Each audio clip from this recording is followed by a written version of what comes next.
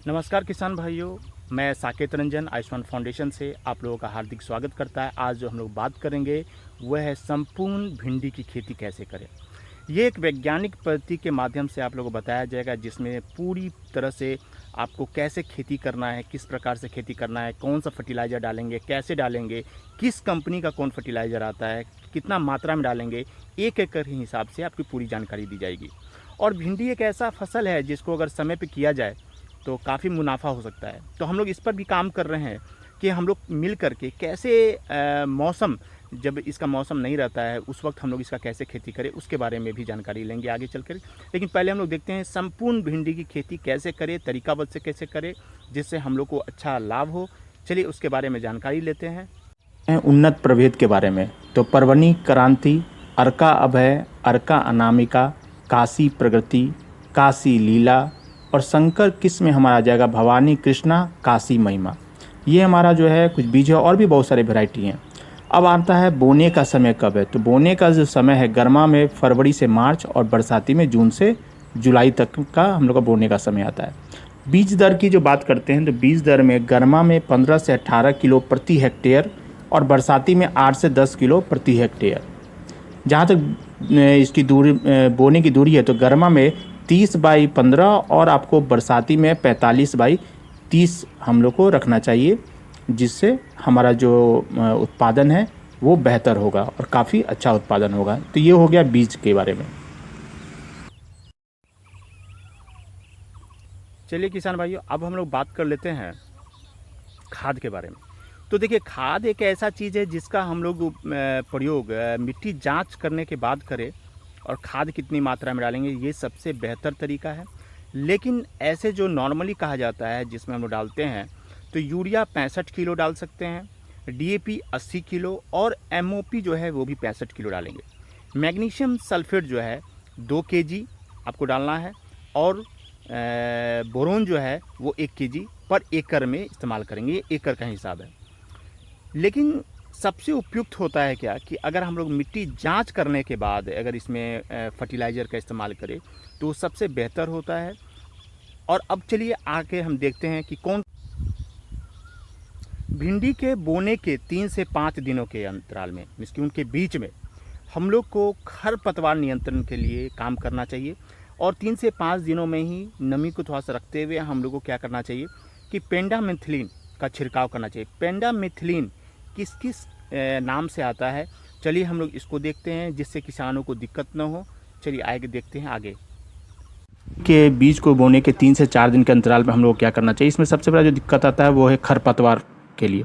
तो हम लोग को पेंडिमिथिलिन का इस्तेमाल करना है, जो 30% इसी 400 ml प्रति 200 लीटर पानी में 1 एकड़ के लिए। तो किस किस नाम से आता है, तो फास्ट आउट के नाम से आता है मल्टीप्लेक्स कंपनी का, उसका नागस्त्र आ जाता है नागार्जुन कंपनी के नाम से, उसके बाद आपको बिलाक्सी आ जाता है भारत कंपनी से, उसके बाद आपको जो है ये धानु टॉप आ जाता है धनुका के से, ये सभी जो है दोस्त आ जाता है यूपीएल कंपनी से।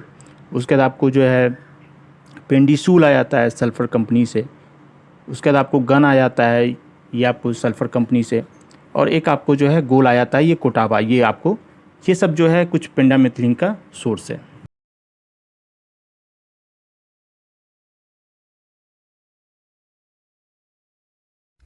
चलिए हम लोग भिंडी की खेती के बात कर रहे हैं। तो सबसे पहले अब आता है मिट्टी जनित रोग। अब देखिए कि मिट्टी जनित रोग बहुत सारे चीज़ होते हैं जो मिट्टी में आपको पाया जाता है, और भिंडी में जो है वो काफ़ी ज़्यादा प्रभावित करते हैं, काफ़ी ज़्यादा। तो उसके के लिए मिट्टी जनित रोगों से बचाव करने के लिए और प्रिकॉशन अगर कर लेते हैं तो क्या होगा ना कि वो बीमारी हमको लगेगा नहीं, उत्पादन बढ़ेगा। हम लोग इसके के लिए कौन सा केमिकल कंपोजिशन का इस्तेमाल करेंगे, कैसे डालेंगे, कितने खेत में डालेंगे, चलिए उसके बारे में देखते हैं। और किस किस कंपनी का ये आएगा मिट्टी जनित रोगों से बचाव करने के लिए 11 से 16 दिनों में।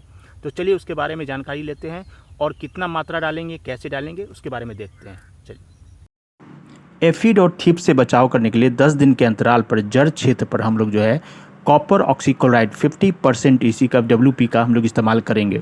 तो ये किस किस कंपनी का आता है वो हम लोग देख लेते हैं। बिलाट का आता है, टाटा कंपनी का, ये आपको जो है कॉपर ऑक्सीक्लोराइड इस कंपनी का काफ़ी बेहतर कंपनी का है टाटा का।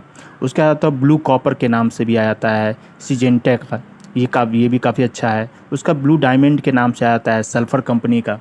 उसके बाद है क्यूटॉक्स दरदा, ये भी आपको आ जाता है। उसके बाद इसमें जो मिलाएंगे टेट्रासाइक्लिन हाइड्रोक्लोराइड स्टेप्टोसाइक्लिन 0.2% प्रति लीटर पानी में और मिला करके जड़ क्षेत्र में डालेंगे। तो ये भी किस किस नाम से आता है वो देख लेते हैं। क्रिस्टोसाइक्लिन क्रिस्टल कंपनी का आपको आ जाता है ये।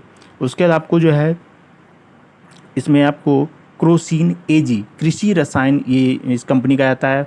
प्लांटोमाइसिन एरिस कंपनी का आता है। चलिए किसान भाइयों, अब हम लोग बात करते हैं एफिड और थिप्स के बारे में। और ये भिंडी का जो है एक प्रमुख कीट है जो काफ़ी नुकसान पहुंचाता है। तो इसके लिए हम लोग कौन सा कॉम्पोजिशन डालेंगे, जैसे एफिड और थिप्स, इनके लिए हम लोग जो है कौन सा केमिकल कॉम्पोजिशन डालेंगे, इसका जो है विवरण दिया गया है। और आप लोग बताया जा रहा है कि किस कॉम्पोजिशन को डालने से और कैसे डालेंगे, कितने खेत में डालेंगे और किस किस कंपनी का वो आता है। चलिए वो देखते हैं हम लोग। थायमेथोक्सम 25% 150 ग्राम 200 लीटर पानी में, और ये कवक के नाम से आता है, कवर। और उसके बाद आपको जो है ये और भी कंपनी के नाम से आपको आ जाता है, जैसे आपको औरो का इंसेक्टिसाइड इंडिया कंपनी के से आता है, अरेवा का धनुका का है वो आ जाता है, और उसका ए स्टार ACM कंपनी का आ जाता है, ये आपको आ जाता है। उसके बाद आपको जो है इसमें कार्बेंडाजिम 12% और मैंकोजेब 63% 250 ग्राम 200 लीटर पानी में डालना है। इसमें UPL कंपनी का आ जाता है। उसके बाद आपको मैंकोबा का नाम से आ जाता है।